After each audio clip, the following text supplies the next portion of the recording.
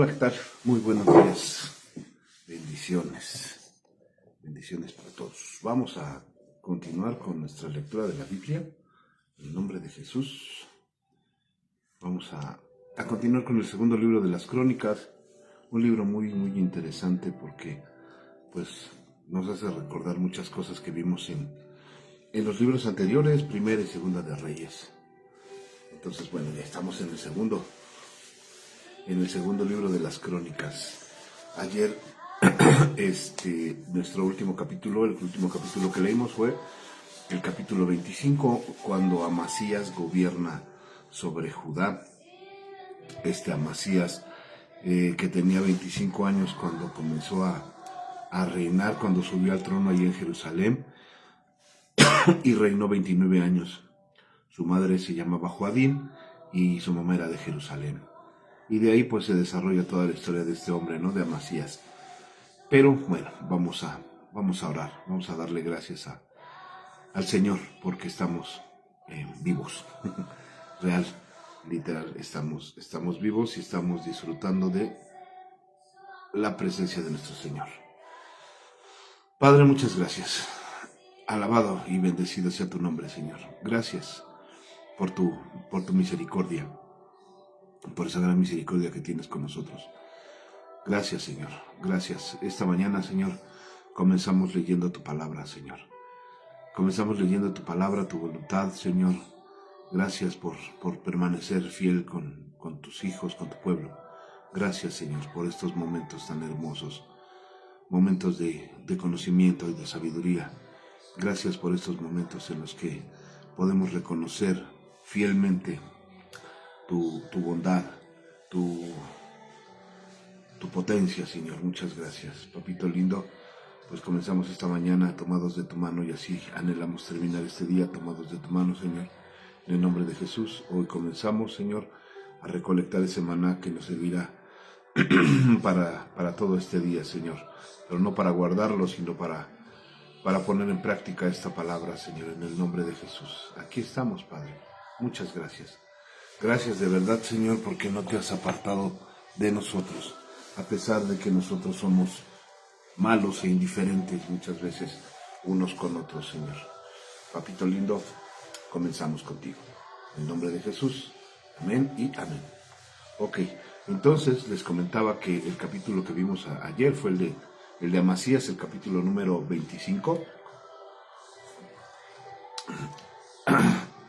Y Amasías hizo, nada más recapitulando un poco, Amasías hizo lo que le agradó al Señor. Amasías fue un hombre que siguió al Señor con un buen corazón, pero igual que todos llegó un momento en que torció el camino Amasías y bueno, pues murió.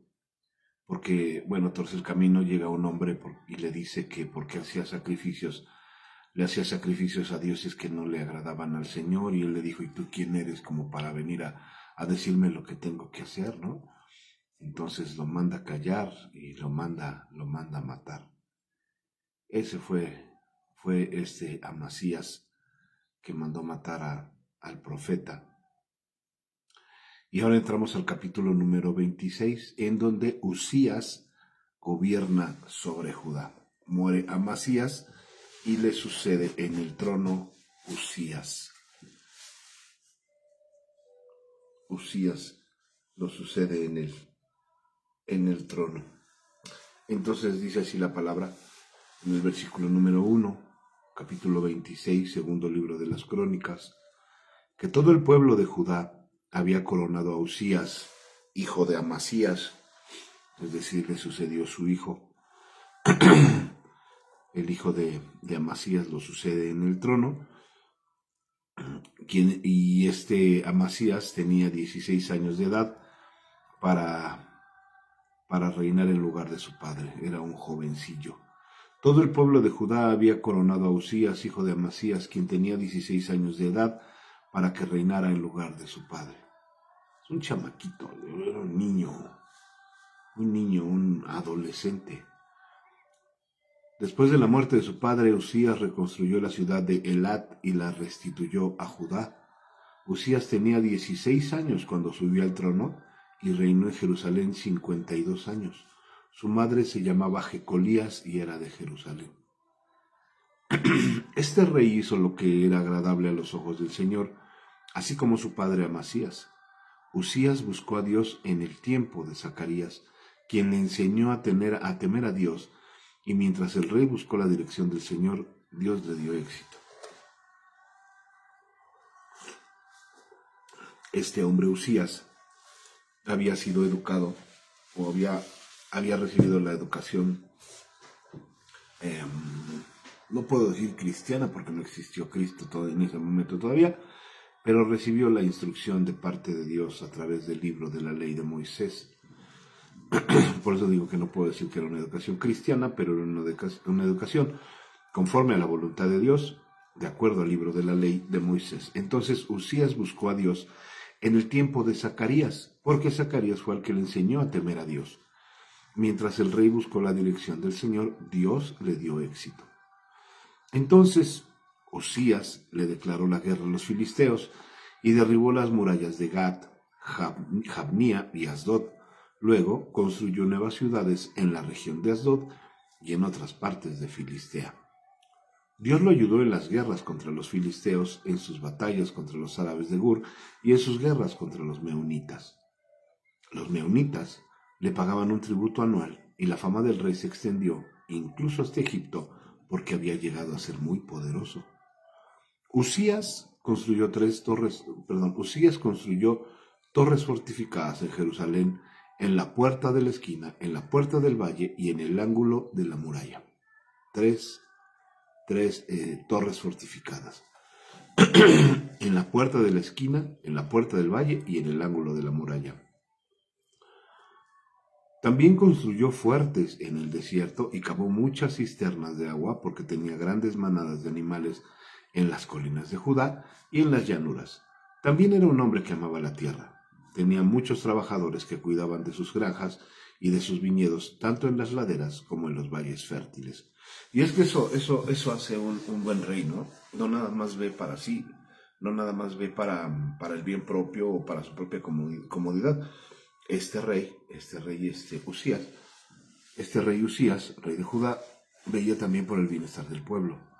Y como lo acabamos de leer, pues él tenía amor a la tierra y tenía amor a la gente y tenía amor al templo del Señor porque había sido educado bajo la mano de Zacarías el profeta, el mismo profeta que había sido asesinado a manos de Amasías, el padre de Usías. Bueno, entonces tenía grandes tierras, tenía muchas ovejas, tenía mucho que cuidar, ¿no? Pero era para el bien común, para el bien de la gente. Dice el versículo 11 que Usías también tenía un ejército de guerreros bien entrenados y listos para marchar a la batalla, unidad por unidad. Este ejército había sido reunido y reorganizado por Jehiel, el secretario del ejército, y por su ayudante Maaseías. Estaban bajo el mando de Ananías, uno de los funcionarios del rey. Y una vez más, vuelvo a lo mismo.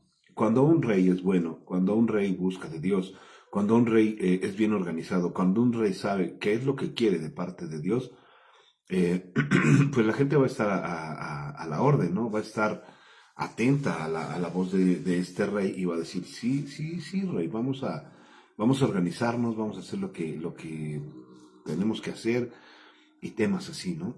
Entonces él estaba bien organizado, tenía bien organizado a su ejército, tenía bien organizada a la gente en el campo. Era un buen rey. Bueno, dice la palabra al principio de este capítulo 26 que mientras siguió al Señor, vamos a ver qué nos dice la historia. Dice, estos regimientos de poderosos guerreros eran comandados por 2,600 jefes de clanes. El ejército estaba formado por 307,500 hombres, todos soldados electos. Cuando dice aquí soldados electos, eran hombres jóvenes, eran hombres fuertes, eran hombres que eran adiestrados para la guerra, por eso dice selectos. Estaban preparados para ayudar al rey contra cualquier enemigo. Usías proveyó a todo el ejército de escudos, lanzas, cascos, cotas de malla, arcos y piedras para las ondas. Perdón. También edificó estructuras sobre las murallas de Jerusalén. También edificó estructuras sobre las murallas de Jerusalén, diseñadas por expertos para proteger a los que disparaban flechas y lanzaban grandes piedras, desde las torres y las esquinas de la muralla. Y su fama se extendió por todas partes porque el Señor le dio maravillosa ayuda y llegó a ser muy poderosa. Ok, hasta esta parte, hasta este punto, vemos a un rey que ama a Dios, que teme a Dios, que está bien organizado, el Señor lo acompaña en la guerra, él organiza muchas cosas, construye torres, ama el campo, ama las ovejas, tiene gente trabajando y gente que estaba próspera. La gente de ese tiempo con este rey, con el rey Usías, pues podría decirse que estaba en paz, estaba tranquila, a menos de que llegara una guerra. Pero, como todo, y como lo hemos estado viendo en estos últimos capítulos con los reyes, pasa algo pues que no está padre para la vida de este rey Usías. Versículo 16, capítulo 26. Pero cuando llegó a ser poderoso, y es que ese es el tema, que empieza la gente a tener o a hacer o a tener títulos o lo que ustedes quieran, empezó a ser poderoso. Este Usías se llenó de poder.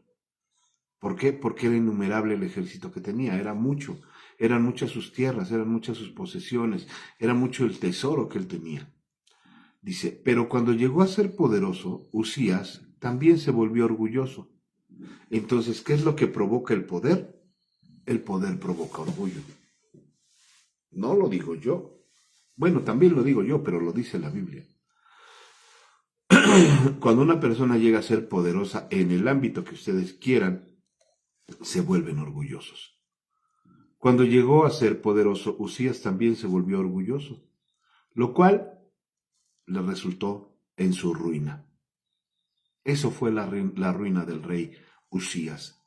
¿Por qué?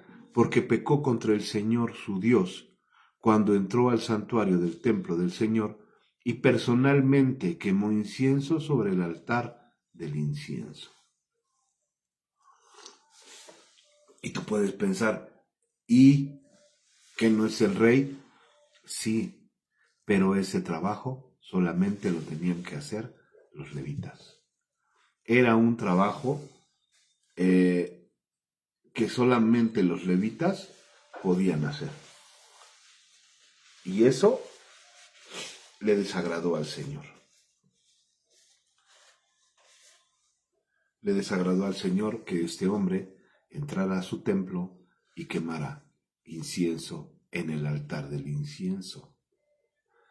Continúa el versículo 17. Azarías, el sumo sacerdote, obviamente era un levita, Azarías, el sumo sacerdote, fue tras él junto con 80 sacerdotes del Señor, porque todos ellos eran hombres valientes. Estos hombres se enfrentaron al rey Usías y le dijeron, no es a usted, Usías, no es a usted, Usías, a quien corresponde quemar incienso al Señor. Esa es función exclusiva de los sacerdotes, los descendientes de Aarón, Aarón el hermano de Moisés, los cuales son apartados para este servicio. Salga del santuario porque ha pecado. El Señor Dios no le honrará por esto. Y es que hay cosas que hay trabajos para cada persona en esta situación, ¿no? En lo que estamos leyendo. Cada persona tiene su trabajo. El rey se encarga de gobernar, de administrar, se encarga de tener bien al pueblo, ¿no? Al reino. Ese es el trabajo de un rey, un pueblo bien organizado, un pueblo tranquilo, un pueblo bien abastecido, un pueblo con buenas leyes, o sea, todo lo que trae la responsabilidad de ser un rey, ¿no? Y estos hombres, los sacerdotes, los levitas, tienen su trabajo, tienen su función, pero no es porque ellos se encaprichen y digan, pues es que yo soy el sacerdote, yo lo tengo que... No, eso estaba escrito y está escrito en el libro de la ley de Moisés, en el libro de Levítico justamente. Entonces, esa no era chamba del rey, pero el orgullo hizo que este hombre dijera, pues yo también lo puedo hacer, pues si lo hacen ellos, que son hombres como yo, pues yo también lo puedo hacer. Pero no, ese no era su trabajo. Por eso le dicen los sacerdotes, los levitas, Dios no le honrará por eso. Entonces no es lo que tratemos de hacer con buena intención. Quizás la intención de Usías no era buena, o era buena, perdón. Quizás la intención de Usías era buena, pero no era su trabajo. Y el reino de Dios no se sostiene por, por buenas obras, o como lo hemos estado viendo los domingos, por obras muertas.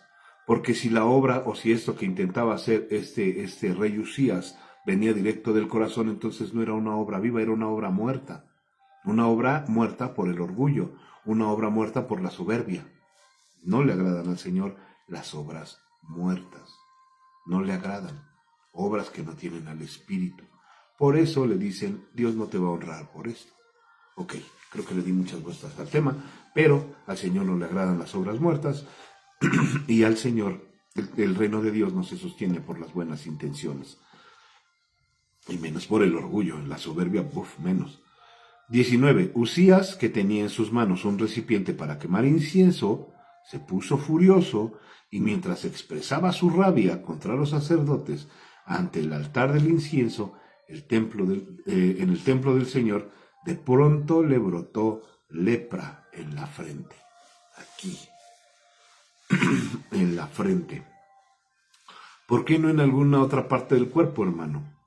Pues porque en la frente, dice la Biblia, que tenemos o debemos de llevar los mandamientos del Señor. No tatuados literal, pero aquí debemos de llevar los mandamientos. Siempre en la mente, siempre presente, siempre, siempre, siempre aquí en la mente. Entonces un lugar visible, como la frente, es donde el Señor le pone la lepra. Dirían, tenga para que se entretenga.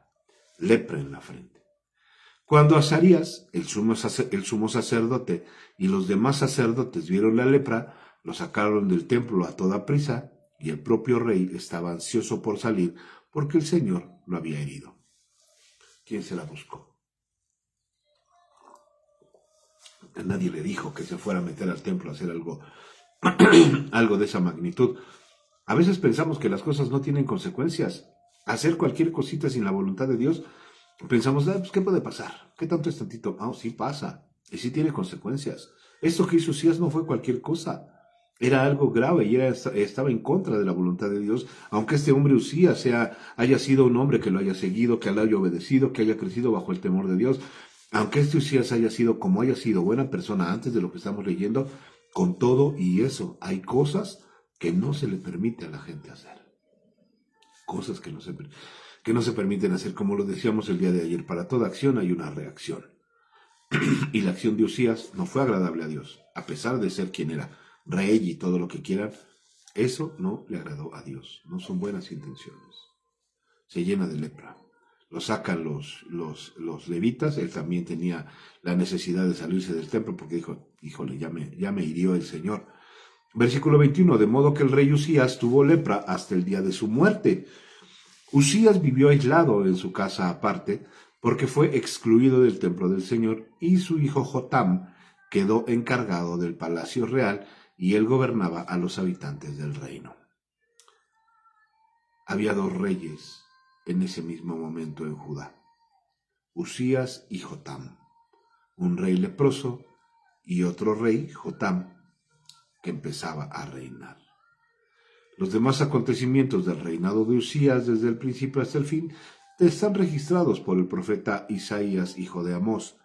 Cuando Usías murió, lo enterraron con sus antepasados.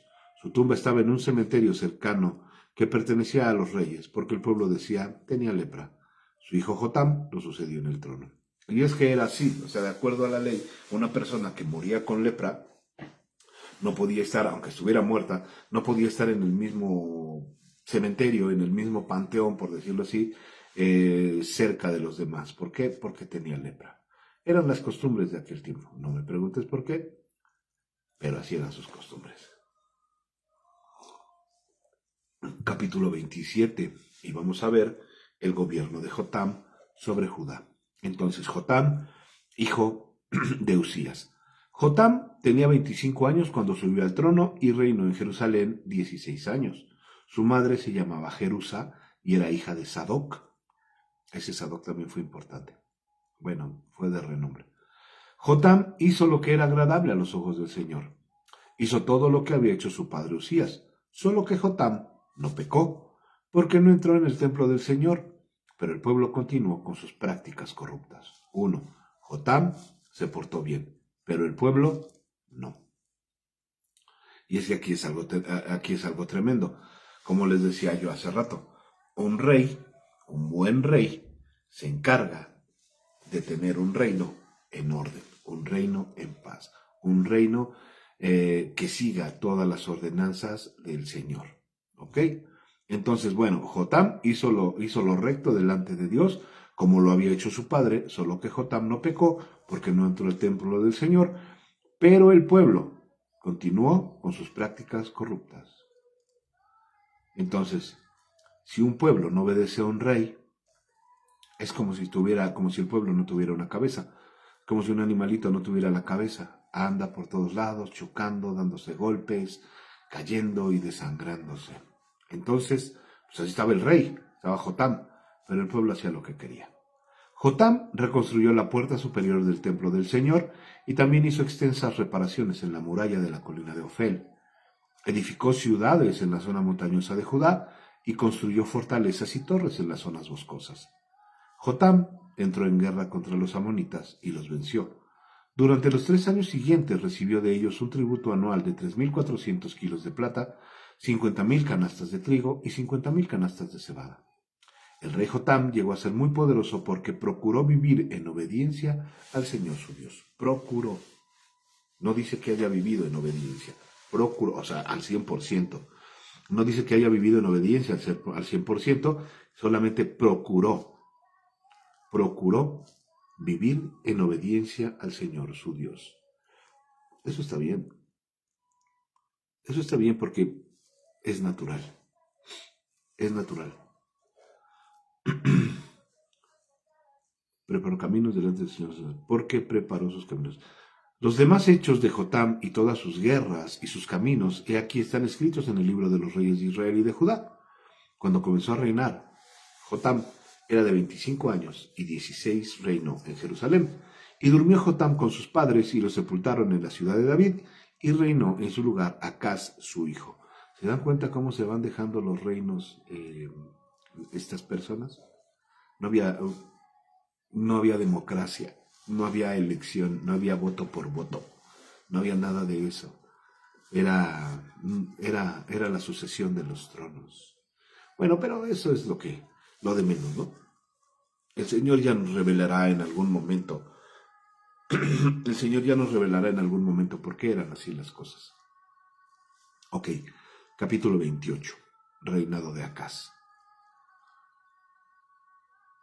De 20 años era Acaz cuando comenzó a reinar, y 16 años reinó en Jerusalén, mas no hizo lo recto ante los ojos de Jehová, como David su padre.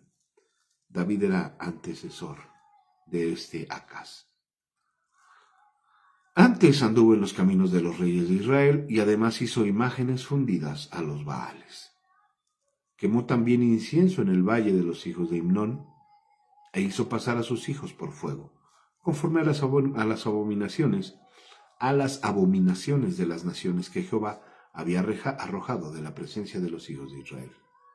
Asimismo, sacrificó y quemó incienso en los lugares altos, en los collados y debajo de todo árbol frondoso, por lo cual Jehová su Dios lo entregó en manos del rey de los sirios, los cuales lo derrotaron y le tomaron gran número de prisioneros que llevaron a Damasco, y fue también entregado en manos del rey de Israel, el cual lo batió con gran mortandad.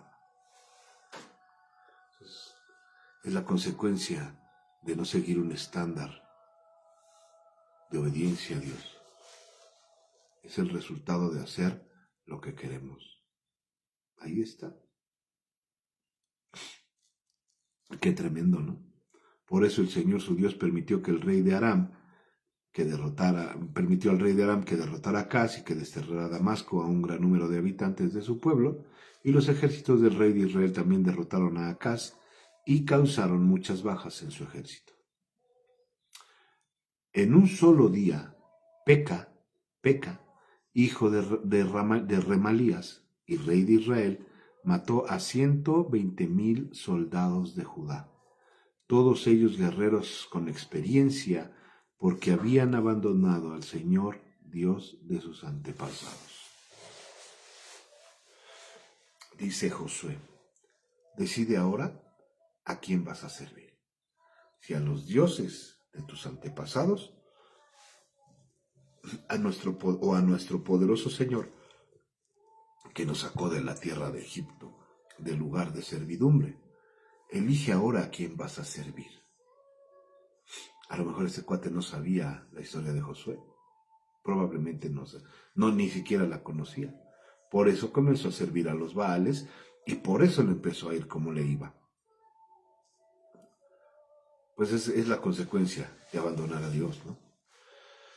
Versículo 7. Luego Sicri, un guerrero de Efraín, mató a Maseías, el hijo del rey Azricam, el comandante del palacio del rey, y a Elcana, el segundo en autoridad después del rey. Los ejércitos de Israel capturaron a mujeres y niños de Judá, un total de 200,000. También tomaron un enorme botín y se llevaron todo a Samaria. Ahora bien, un profeta del Señor llamado Obed estaba allí en Samaria cuando el ejército de Israel volvía. Salió a su encuentro y dijo: el Señor Dios de sus antepasados estaba enojado con Judá y por eso les permitió derrotarlos. Pero ustedes se han excedido, los han matado sin compasión y todo el cielo está perturbado. Ahora planean hacer esclavos a esta gente de Judá y de Jerusalén y que de sus propios pecados contra el Señor su Dios. O sea, ustedes los piensan llevar a ellos, pero ¿y los pecados de ustedes qué onda? ¿Ya se analizaron? ¿Ya se vieron? ¿Ya se vieron en el espejo? Continúa diciendo Obed: escúchenme y devuelvan a los prisioneros que han tomado, porque son sus propios parientes, es su familia. Tengan cuidado, porque ahora la ira feroz del Señor se ha vuelto contra ustedes. Entonces algunos líderes de Israel, Azarías, hijo de Joanán, Berequías, hijo de Mesilemot, Ezequías, hijo de Salum, y Amasa, hijo de Adlai, estuvieron de acuerdo con esto y se enfrentaron a los hombres que regresaban de la batalla. No deben tener aquí a los prisioneros, exclamaron. De ninguna manera nos conviene aumentar nuestros pecados y culpas. Nuestra culpa ya es muy grande y la ira feroz del Señor ya se ha vuelto contra Israel. Vaya, les cayó el 20. Entonces los guerreros pusieron en libertad a los prisioneros y entregaron el botín en presencia de los líderes y de todo el pueblo. Luego, los 4 hombres recién mencionados por nombres pasaron adelante y les repartieron ropa del botín a los prisioneros que estaban desnudos. Los proveyeron de ropa y de sandalias, les dieron suficiente comida y bebida y les cubrieron las heridas con aceite de oliva. A los que estaban débiles los montaron en burros y llevaron a todos los prisioneros de regreso a su propia gente en Jericó, la ciudad de las palmeras, y después regresaron a Samaria. Obvio, nadie te puede quitar lo que no es tuyo. Cuando viene el consejo de Dios, cuando viene el poder de Dios, cuando viene la justicia y la restitución de Dios, nadie te puede quitar lo que no es tuyo. Nadie te puede sacar de un lugar al que no perteneces. Dios te va a regresar a tu lugar y te va a dar lo que es tuyo. Lo que la envidia de la gente te quita, el Señor te lo devuelve. Acaz cierra el templo. Versículo 16. En ese tiempo el rey Acaz, rey de Judá, pidió ayuda al rey de Asiria. Los ejércitos de Edom habían invadido nuevamente Judá y habían tomado prisioneros. Los ejércitos de Edom habían invadido nuevamente Judá y habían tomado prisioneros. Por su parte, los filisteos habían asaltado las ciudades de Judá situadas en las colinas y en el Negev. Ya habían tomado y ocupado Bet-Semes, Ajalón, Geredot, Soco con sus aldeas, Timna con sus aldeas y Gimso con sus aldeas. El Señor estaba humillando a Judá por causa de Acaz, un rey malo. El Señor estaba humillando al pueblo de Judá, a la nación de Judá o a la ciudad de Judá por causa de Acaz, rey de Judá, pues éste había inclinado a su pueblo a que pecara y le había sido totalmente infiel el Señor. O sea, es que a veces a mí estas historias, Dios no es que esté en contra de eso, ¿no? Pero a veces es inconcebible si un pueblo que ya vivió con otros reyes, que ya estuvo sirviendo al Señor en muchas ocasiones, que ya lo estuvo sirviendo, estuvo bajo su orden, vio los milagros, vio todo lo bueno de parte de la mano de Dios. ¿Cómo es posible que que una sola persona, haga que el corazón de toda una nación se vuelva contra el Señor?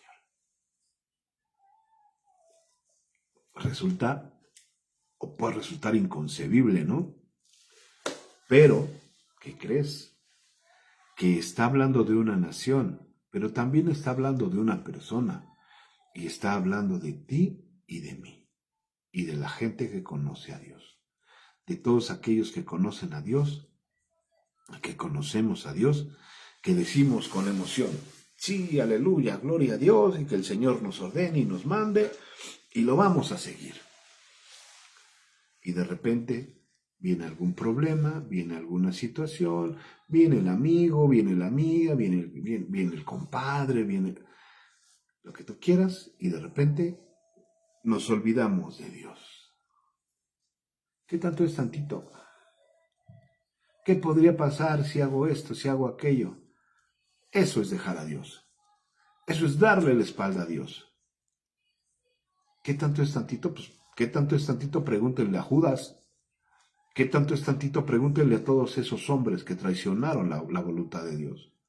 Pregúntenle a todos los reyes que traicionaron la voluntad de Dios. Es más, ¿qué tanto es tantito? ¿Qué tanto es tantote? Pregúntenle a Salomón lo que le pasó. Vamos más cerca. ¿Qué le pasó a Acaz, al que vimos anteriormente? ¿Qué tanto es tantito? No, es de preocuparse. Bueno, entonces,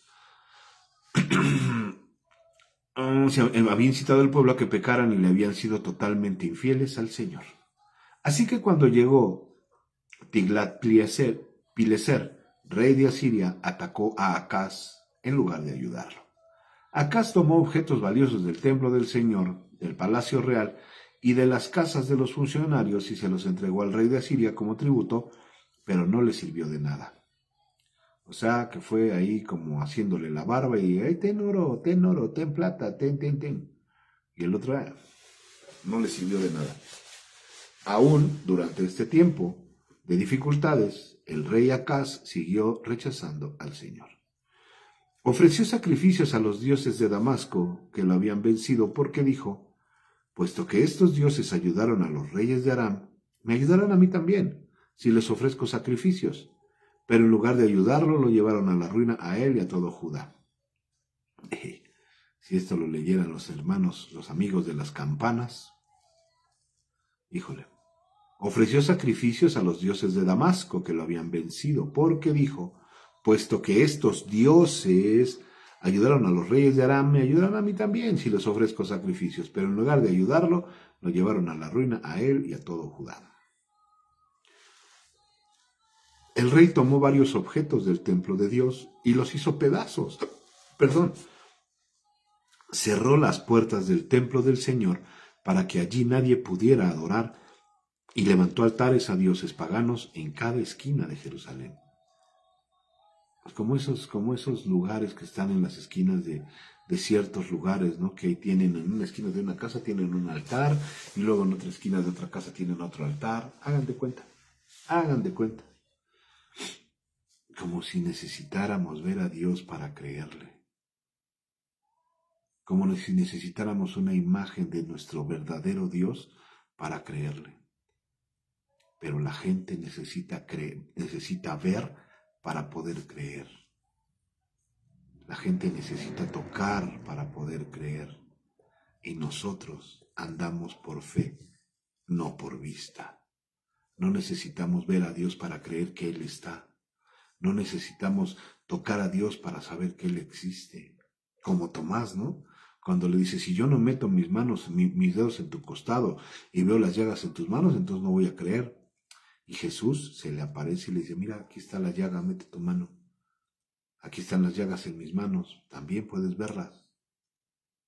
Nosotros no necesitamos llegar a ese extremo, porque otra vez andamos por fe, no por vista. Pero la gente que no conoce a Dios realmente, necesitan ver algo para poder creer. Ok, Acaz construyó santuarios paganos en todas las ciudades de Judá para ofrecer sacrificios a otros dioses. De esa manera provocó el enojo del Señor, Dios de sus antepasados. Bueno, luego se preguntan, ¿por qué pasó esto de manera tan trágica en esa peregrinación? Pregúntense y contéstense ustedes mismos. Porque están adorando y siguiendo a un Dios falso, a un Dios ajeno, a un Dios que no le agrada a Dios, y Dios, para toda acción hay una reacción. Los demás acontecimientos del reinado de Acaz y todo lo que hizo desde el principio hasta el fin están registrados en el libro de los reyes de Judá y de Israel. Cuando Acaz murió, lo enterraron en Jerusalén, pero no en el cementerio de los reyes de Judá. Sí lo enterraron ahí en Jerusalén, pero no junto a los reyes. Luego su hijo Ezequías lo sucedió en el trono. Vamos a eso. Ezequías gobierna sobre Judá. Capítulo 29. ¿Cuántos años tenía Ezequías cuando comenzó a reinar? Tenía 25 años cuando subió al trono de Judá y reinó en Jerusalén 29 años. Su madre se llamaba Abías, hija de Zacarías. Él hizo lo que era agradable a los ojos del Señor, igual que su antepasado David. Y una vez más, Ezequías vuelve a abrir el templo.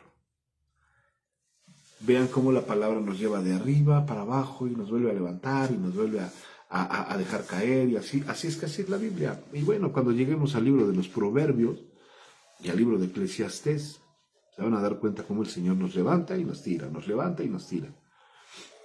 Bueno, lo estamos viendo ya desde aquí. Entonces Ezequías vuelve a abrir el templo. En el primer mes del primer año de su reinado, Ezequías reabrió la puerta del templo, reabrió las puertas del templo del Señor y las reparó. Convocó a los sacerdotes y a los levitas a encontrarse con él en el atrio al oriente del templo. Se cierra el templo en el tiempo de Acaz. Los levitas no es que se dispersaran o se fueran, simplemente se fueron a su casa. Está cerrado, no podemos hacer nada. El rey ordena que se cierre el templo, pues vamos a adorar en nuestras casas. Ok. Convocó a los sacerdotes y a los levitas a encontrarse con él en el atrio al oriente del templo. Y les dijo, levitas, escúchenme. Purifíquense ustedes y purifiquen el templo del Señor, Dios de sus antepasados. Quiten del santuario todos los objetos contaminados. ¿Por qué tenían que purificarse antes de entrar al templo? Porque antes de llegar delante de la presencia de Dios, la gente, todos nosotros, tenemos que estar a cuentas con Él. Tenemos que estar a cuentas con Él y entregarle todo lo malo que hayamos hecho. Nuestras malas obras, nuestras malas intenciones, todo. Tenemos que llegar purificados delante de la presencia del Señor. Bueno, estamos hablando en los términos de ahora. Llega con un corazón dispuesto a adorar al Señor. Llega con un corazón agradable a Dios. Llega con un corazón dispuesto a escuchar la palabra siempre que llegues a la iglesia. Llega así. Llega con un corazón dispuesto a escuchar de la palabra de Dios. Aquí estamos hablando de los levitas de aquel tiempo. Levitas, escúchenme, purifíquense ustedes y purifiquen el templo del Señor, Dios de sus antepasados. Quiten del santuario todos los objetos contaminados. Nuestros antepasados lo reconoce este hombre, lo reconoce este hombre Ezequías. Dice, nuestros antepasados, dice Ezequías, fueron infieles e hicieron lo malo a los ojos del Señor nuestro Dios, porque abandonaron al Señor y el lugar donde él habitaba, y le dieron la espalda. Eso dijo Ezequías. También cerraron las puertas de la antesala del templo y apagaron las lámparas. Dejaron de quemar incienso y de presentar ofrendas quemadas en el santuario del Dios de Israel. Por eso el enojo del Señor ha caído sobre Judá y Jerusalén. Él los hizo objeto de espanto, horror y ridículo, como ustedes pueden ver con sus propios ojos. Debido a esto, nuestros padres murieron en batalla y nuestros hijos, hijas y esposas fueron capturados. Este versículo 8 es bien interesante. Porque una vez que conoces al Señor, o una vez que conocemos al Señor, sin señalar a nadie, una vez que conocemos al Señor y lo abandonamos, Él dice que pondrá nuestra casa por espanto porque gran cosa es caer en las manos de un Dios vivo. Así dice la palabra, no lo estoy inventando. Entonces, ¿qué pasa cuando el pueblo de Israel, cuando el pueblo de allá, de pueblo hebreo, deja al Señor, cualquier pueblo, ¿qué pasa? Pues que el Señor nos hace objeto de espanto, los hace objeto de espanto, los hace objeto de burla. Porque, a ver, hay muchos desplantes de arrogancia por parte del pueblo de Israel y de Judá. Pues somos el pueblo escogido, nosotros somos a los que el Señor eligió para herencia de la palabra. ¿Y qué pasa cuando lo dejan? La gente empieza a ver y dice, pues cuánta arrogancia tenías que decías que tú eras esto y eres aquello, ve cómo estás ahora. Y no me voy a meter tanto en el tema, pero vean ahora lo que está pasando con el Israel de este tiempo. Un pueblo que abandonó a Dios, un pueblo que en este tiempo, en estos días, un pueblo que abandona a Dios y todo el mundo le da la espalda y todo el mundo se burla de ese pueblo y todo el mundo se burla de su gobernante. ¿Por qué? Porque abandonaron a Dios y emprendieron una guerra en el nombre de un Dios que ni siquiera conocen. Sí, estoy hablando de Israel, del Israel de estos días. Pero tú me puedes decir, pero es el pueblo escogido de Dios. Sí, y yo te puedo contestar que sí, pero no es el Israel que está buscando a Dios. No es el Israel que Dios quiere salvar. Es un Israel como el que estamos viendo ahorita, el que hemos estado viendo a lo largo de estas historias, un pueblo que abandonó a Dios. Un pueblo que se merece el castigo que está recibiendo. Podemos leer el libro o sea, todos estos libros, todos estos capítulos de la antigüedad y podemos decir, pues se lo merecían. ¿Tú crees que lo que está pasando en este momento con el pueblo de Israel no se lo merecen? Ahí está. Todo se vuelve a repetir. Todo se vuelve a repetir. Soberbia, orgullo, altivez, todo se vuelve a repetir. Y el Señor abandona a los soberbios, a los altivos los mira de lejos. Qué tremendo, ¿no? Ok, por eso el enojo del Señor ha caído sobre Judá y Jerusalén. Él los hizo objeto de espanto, horror y ridículo, como ustedes pueden ver con sus propios ojos. Debido a eso, nuestros padres murieron en batalla y nuestros hijos, hijas y esposas fueron capturados. Pero ahora haré un pacto con el Señor, Dios de Israel, para que su ira feroz se aparte de nosotros. ¿Qué es lo que tienen que hacer? Entregarse a Dios, hacer un pacto de corazón con Dios. Versículo 11. Hijos míos, no descuiden más sus responsabilidades. El Señor los ha elegido para que estén en su presencia.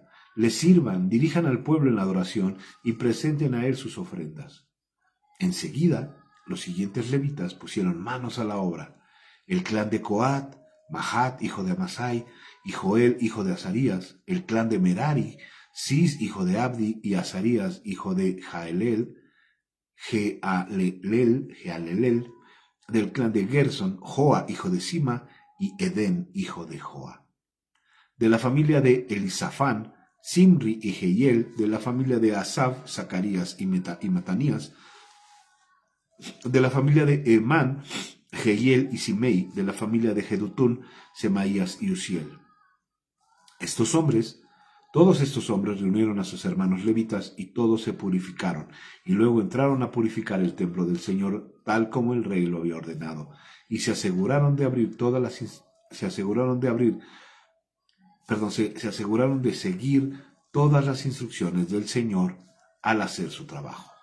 ¿Cómo las iban a hacer? Pues es que tenían el libro de la ley, el libro que escribió Moisés, el libro que Moisés le dejó a Josué.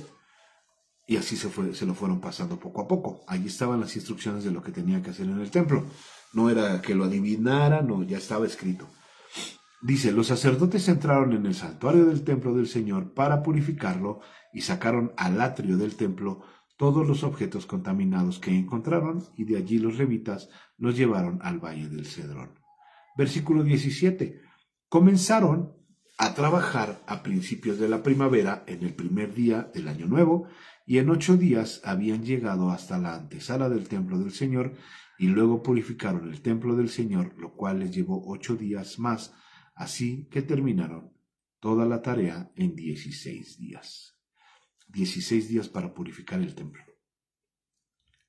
Pero es que no era cualquier cosa, no era cualquier cosa, de acuerdo a las medidas y todo eso, no era cualquier cosa purificar el templo, luego que había servido para muchas cosas, luego de que había sido saqueado, luego de que había sido impuro por el rey que entró a quemar incienso que ni era su chamba, o sea, por muchas cosas, ¿no? Había sido saqueado, había sido burlado, se tardaron entonces 16 días para purificarlo.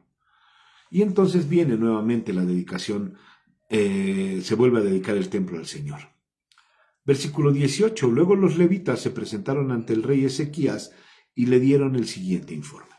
Señor, el rey, hemos purificado todo el templo del Señor, el altar de las ofrendas quemadas, con todos sus utensilios, y la mesa de pan de la presencia o de la proposición, con todos sus utensilios. También recuperamos todos los objetos que había desechado el rey Acaz cuando en su infidelidad cerró el templo. Ahora están delante del altar del Señor, purificados y listos para su uso. Acaz, el que quemó incienso cuando ni al caso. Temprano a la mañana siguiente, el rey Ezequías reunió a sus funcionarios de la ciudad y fue al templo del Señor. Llevaron 7 toros, 7 carneros y 7 corderos como ofrenda quemada, junto con 7 chivos como ofrenda por el pecado, por el reino, como ofrenda por el pecado, por el reino, por el templo y por Judá. Y el rey ordenó a los sacerdotes descendientes de Aarón que sacrificaran los animales en el altar del Señor. Así que después de matar los toros, los sacerdotes tomaron la sangre y la rociaron sobre el altar, y a continuación mataron los carneros y rociaron la sangre sobre el altar, y por último hicieron lo mismo con los corderos. Después llevaron los chivos para la ofrenda por el pecado ante el rey y ante la asamblea, quienes pusieron sus manos sobre ellos. Luego, los sacerdotes mataron los chivos como ofrenda por el pecado y rociaron la sangre sobre el altar para hacer expiación por los pecados de todo Israel, y el rey ordenó expresamente que esta ofrenda quemada, así como la ofrenda por el pecado, se hiciera por todo Israel. Quería purificar todo el pueblo, quería purificar todo Israel, este rey Ezequías. Y está bien, porque no nada más vamos a purificar nuestro cuerpo. Vamos a verlo de esta manera. No solamente vamos a purificar nuestro cuerpo y a presentar nuestro cuerpo como una ofrenda viva y agradable a Dios, sino que también tenemos que andar compartiendo el Evangelio en todos lados. Tenemos que compartir el Evangelio a la gente que nos rodea. ¿Por qué? Porque también tienen que conocer a Dios. Como les digo, Dios no es exclusivo del linaje escogido de Tlacomulco, ni de Toluca, ni de no. Dios no es exclusivo de nadie. Dios es para todos. Y hay gente que dice, pues sí sé quién es Dios, sí conozco de Dios, pero no saben realmente la profundidad de lo que es Dios. Digo, nadie la conoce, ni yo la conozco, nadie la conoce, pero tenemos que compartir el Evangelio. Bueno, versículo 25, luego el rey Ezequías ubicó a los levitas en el templo del Señor, provistos de címbalos, liras y arpas, y obedeció todos los mandatos que el Señor le había dado al rey David, por medio de Gad, el vidente del rey, y del profeta Natán. Después los levitas tomaron sus posiciones alrededor del templo con los instrumentos de David, y los sacerdotes tomaron sus posiciones con las trompetas.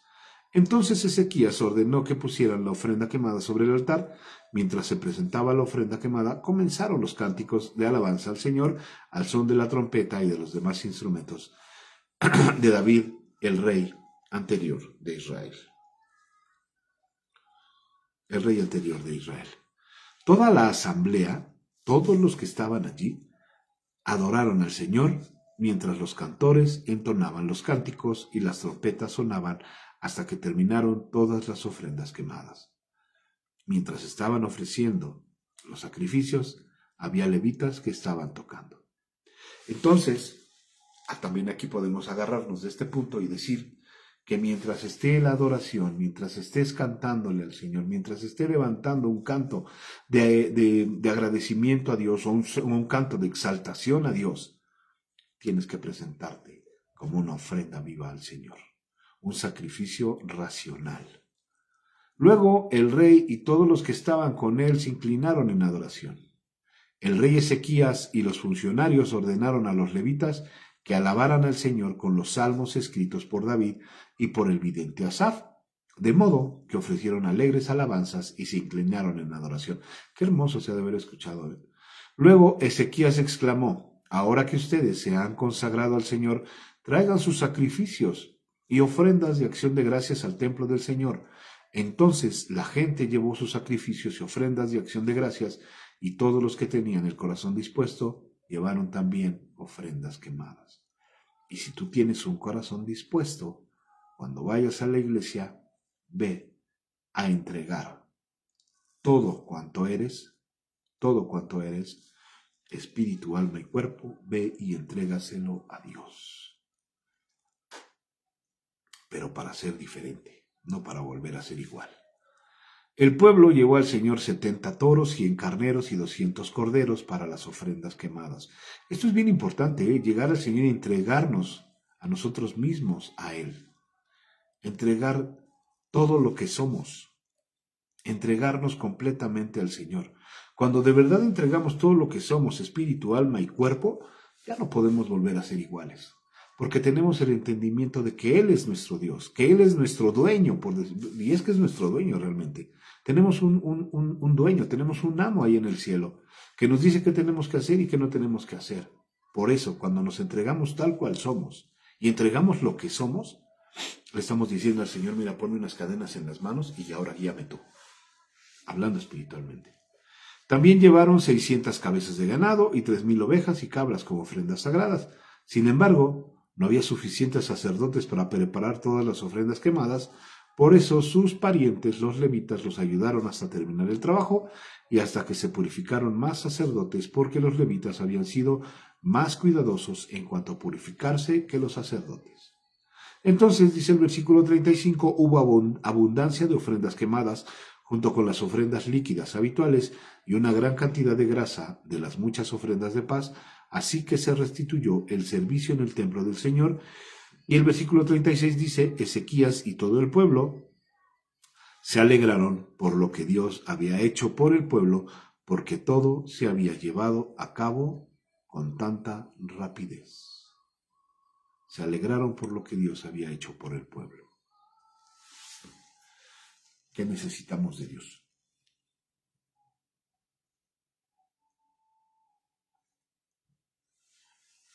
¿Necesitamos la bondad de Dios? Ya la tenemos. ¿Necesitamos provisión de Dios? Ya la tenemos. ¿Necesitamos la paz del Señor? Ya la tenemos. Solo basta entregarnos al Señor. No ser desobedientes. Ser prudentes en nuestra forma de actuar, en nuestra forma de pensar, en las cosas que hacemos. Tenemos que ser prudentes, porque estamos bajo la mirada de Dios y Dios lo ve todo. Si estamos haciendo pecados ocultos, Dios ahí está. Si estamos traicionando la voluntad de Dios, ahí está Dios y nos está viendo. Entonces tenemos que ser honestos y ser sensatos con Dios. Queremos su favor, sensatez y honestidad, un corazón dispuesto a seguirle, un corazón dispuesto a honrarlo. La mayoría de los reyes que hemos visto hasta ahorita empezaron bien y terminaron mal. Este rey Ezequías va bien, pero la mayoría de los que ya vimos empezaron bien y terminaron mal. Nosotros vamos bien, espero. No hay que terminar mal. Hay que ser obedientes con Dios. Es lo único que tenemos que hacer. Es el único trabajo que tenemos que hacer y lo hacemos mal.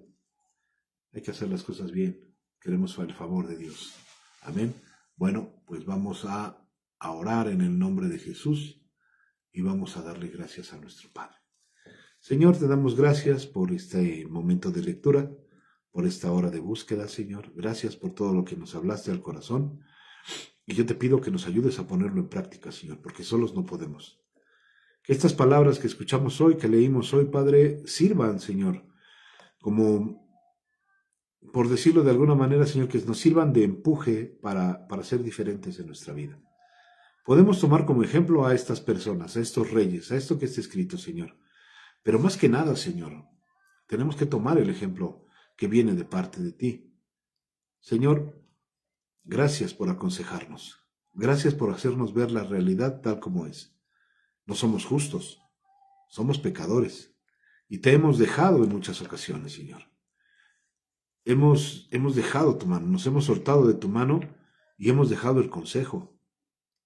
Padre, que esto no se vuelva una costumbre de cada 8 días de ir a la iglesia y cantar y estar así, Señor. Que se vuelva, Señor. Que no se vuelva una costumbre, Señor, y lo hagamos automáticamente. Que se vuelva un estilo de vida, Señor, el seguirte. Que se vuelva en nosotros un estilo de vida el obedecerte, Señor. Que esté impregnado, Señor, en nuestra sangre, en nuestros huesos, en nuestra mente, Padre.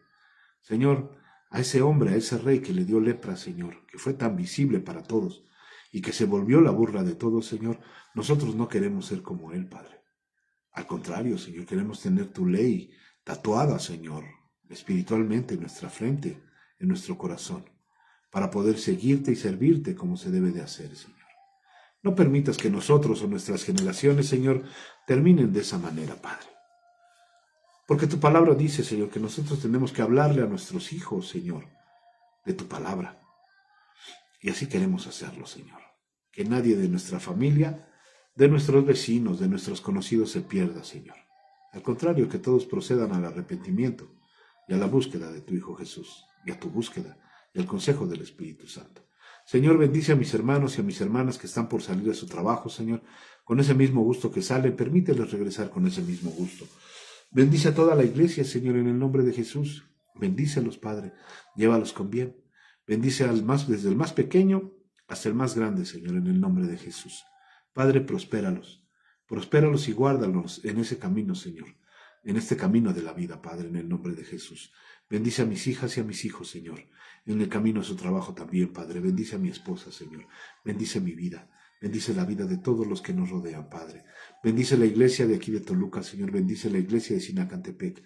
Bendice la obra que se está levantando en San Pedro Teltepec, Señor. Bendícelo, Señor. En el nombre poderoso de Jesús. Amén y amén. Pues que Dios les bendiga, hermanos. Reciban un abrazo muy, muy fuerte. Hermana Raque, gracias por acompañarnos. Charlie, que Dios te bendiga, hijo. Y nos vemos el día de mañana. Hoy no tenemos reunión porque pues la reunión fue anoche. Hoy no tenemos reunión, pero nos vemos el día de mañana. Y les voy a estar recordando, si no se me olvida, les voy a estar recordando en las mañanas que se preparen para el domingo al servicio especial del lavatorio de pies. Lleven su toallita, lleven lo que tengan que llevar en el nombre de Jesús y vayan con un corazón dispuesto. Hoy lo vimos, hoy lo entendimos. Hay que llegar siempre al lugar, a la casa del Señor, con un corazón dispuesto a recibir de su bondad. Amén. Pues que Dios les bendiga. Cuídense mucho y por favor sean felices. No discutan ni peleen con nadie. Es muy peligroso. Que Dios les bendiga. Bye.